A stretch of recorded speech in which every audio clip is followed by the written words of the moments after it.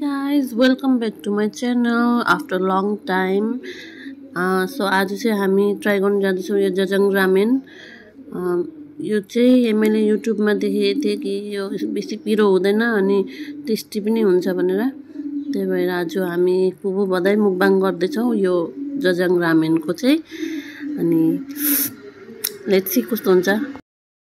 मेरो बधाईको नाम चाहिँ एडविन हो, घरमा चाहिँ हामी आकार भनेर बोलाउँछौँ। अनि मेरो आलोक दादाको छोरा हो, ऊ चाहिँ 14 सालको भएको छ। मेरो भदाईले चाहिँ फुल भोल्युममा टिभी हेरिरहेछ, त्यही भएर केही बोल्नु पनि सकेको छैन, सुन्नु पनि सकेको छुइनँ मैले हो, त्यही भएर भोल्युम कम गरेको हो। बेसी भोल्युम भएर चाहिँ साह्रै डिस्टर्ब लाग्यो मलाई।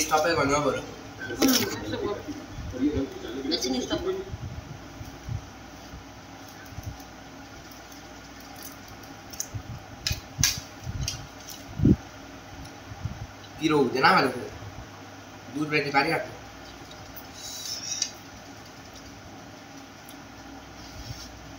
यति पिरो पनि खानु हुँदैन।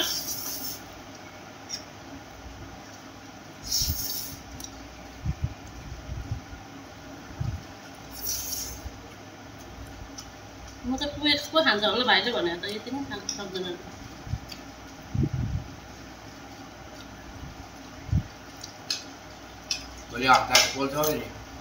अनि मलाई चाहिँ यो चाइनिज जापानिजहरू जस्तो नुडल्स खानु आउँदैन हो, सुरुक सुरुक तान्नु आउँदैन, बरु आकारलाई मजाले आउँदो रहेछ। म त जान्दिनँ, बिस्तारै बिस्तारै खान्छु।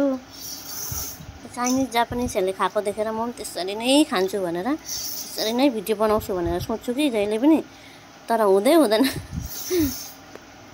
मेरो भदालाई चाहिँ साह्रै पिरो लागेछ हो, पानी पिको छ हो।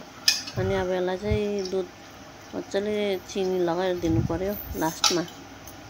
मैले पनि पिरो छैन बेसी भनेर सबै ससहरू हालिदिएँ, सबै मजाले मिक्स गरेँ हो। यसको लागि एक्स्ट्रा गरिदिनु पर्ने थियो रहेछ, यादै भएन। मलाई चाहिँ नि फेरि यो पिरो बिना केही मिठो लाग्दैन।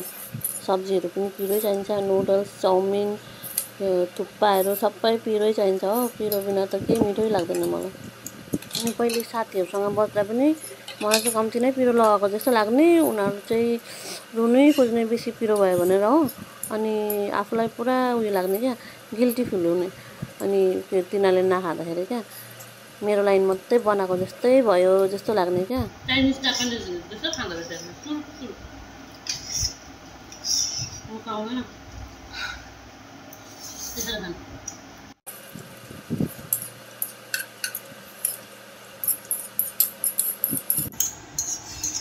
चौपिस्टिकले खाँदैन, चौपिस्टिक खानु apa?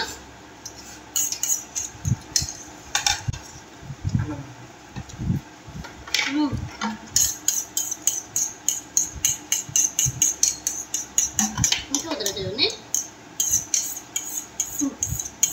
हुँदैन दुध दिनु लगाइदिन्छु ल, चिनी लगाइदिन्छु ल। अभी पता चला है मुझे कि तुमसे जीतना नहीं है, तुम्हें जिताना है। तुम्हारी सलाह की इज्जत करूंगा, गुस्से को सहन करूंगा, तुम्हारी पसंद से प्यार करूंगा। चीनी लगाएर दूध। अच्छा